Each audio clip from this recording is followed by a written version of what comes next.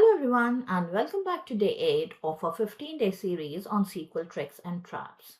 Today we are going to learn about an amazing SQL clause, the output clause. Most of us are unaware of it, but it provides one of the most powerful and helpful feature in SQL. And don't forget to answer the fun SQL riddle at the end of the video. Imagine that you need to insert rows into your table. So you run this insert command. But what if you want to know exactly what changed? Many times we wish we could see the IDs that were generated, or if we could keep the old and new values for auditing.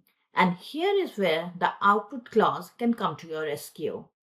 Output lets you capture the newly inserted values, the deleted values, or the updated values before and after, all in real time without writing any extra queries. Let's write the insert query again to insert these 3 new users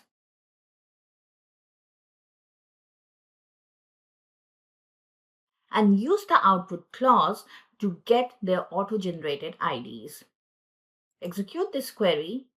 You can notice that the insert command ran as usual, but the output clause included with the insert command grabbed the user ID and the full name from each newly inserted row. What if you want to run an update query? This is one scenario where the output clause can be super useful because you can track the before and after values during updates. So we run this update command, and with the output clause, we can track the original name as the old name and the newly updated name as the new name. You can imagine that it's especially useful when you're auditing your changes, when you're debugging your updates, or logging data transformations. Need to run a delete statement?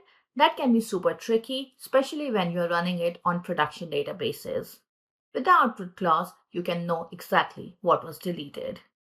This is amazing for scenarios like cleanup jobs where you must track what was removed. You can also save these values returned from the output clause into a table variable or database table, which can be used as a log or for later checks.